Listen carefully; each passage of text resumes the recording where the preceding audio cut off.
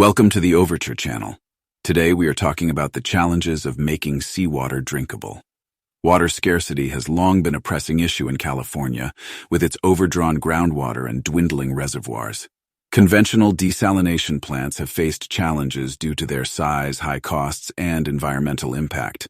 But amidst this dilemma, a new hope emerges on the horizon. At May 2022, the proposal for a $1.4 billion desalination facility at Huntington Beach was unanimously rejected by Californian officials. Concerns over the high expense of producing water and potential damage to the maritime environment were raised. The ruling did not completely reject desalination, but it did highlight the difficulties that made it an unworkable answer to California's water issues.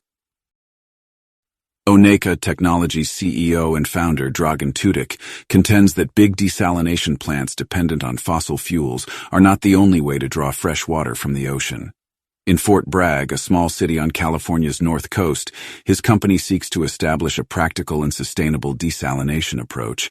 Fort Bragg, which was a lumber town until the Georgia Pacific Mill closed in 2002, has transformed into a well-liked tourist attraction because to its clean beaches, steep cliffs, busy tide pools, and a beach where you can find sea glass. In Fort Bragg, a lack of water is a major problem, much like it is in all of California. Only the Noyo River and two minor tributaries provide the city with all of its surface water needs. All three sources may diminish during dry spells, and the Noyo River may become brackish and cause a water deficit. The city of Fort Bragg's Director of Public Works, John Smith, explains the situation, saying that residents feel confined and are looking into the possibility of using the ocean for answers. In the Golden State, where excessive groundwater exploitation and declining reservoirs present serious issues, desalination has repeatedly been proposed as a solution. Desalination appears simple on the surface. It involves removing salt from the plentiful seawater along the coast. Traditional desalination facilities, on the other hand, are big, expensive to run, and unfriendly to the environment, especially when fueled by fossil fuels. For instance, the Carlsbad Desalination Facility in Southern California uses 2.4 hectares of land and uses 246,156 megawatt-hours of electricity per year, which is almost the same amount of energy as 23,000 houses. Compared to typical California facilities, Oneka's experimental desalination system is unique. It has the shape of a buoy that is 6.5 meters wide. The device's main benefit, in addition to having a compact footprint, is that it uses ocean power. The reverse osmosis membrane and filter on the buoy suck water as it moves with the waves, efficiently filtering out salts and other small particles. It's a fairly easy fix, according to Smith. These technologies are referred to as direct desalination systems by Andrea Achille, a chemical and environmental engineer at the University of Arizona who is not connected to Oneka. The thermal desalination process used in direct desalination can also make use of solar energy. Thermal desalination is the process of heating salt water to a high temperature, collecting the vapor, and discarding the salt. The Oneka buoy functions similarly.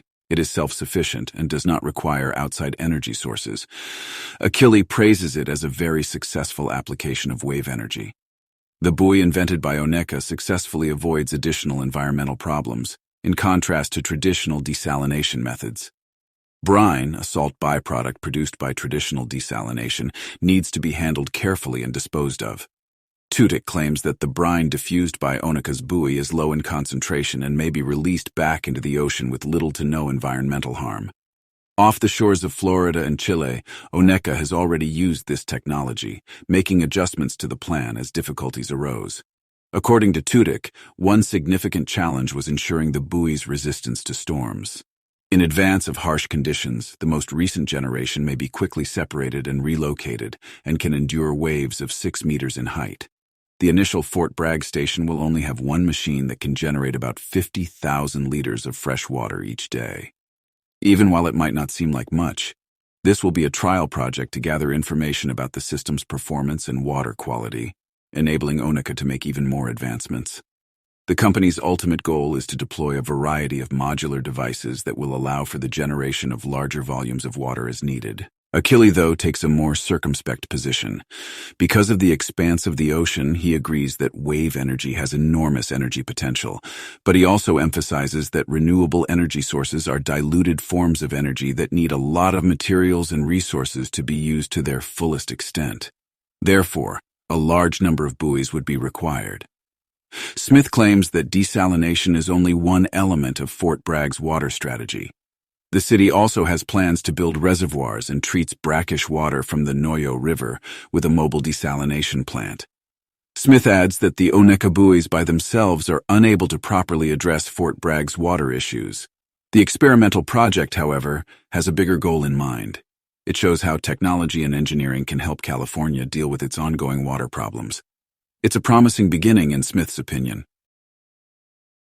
The problem is that the desalination of water requires a lot of energy. What do you guys think? Do you think we should continue desalinating water or not? That is all for this video.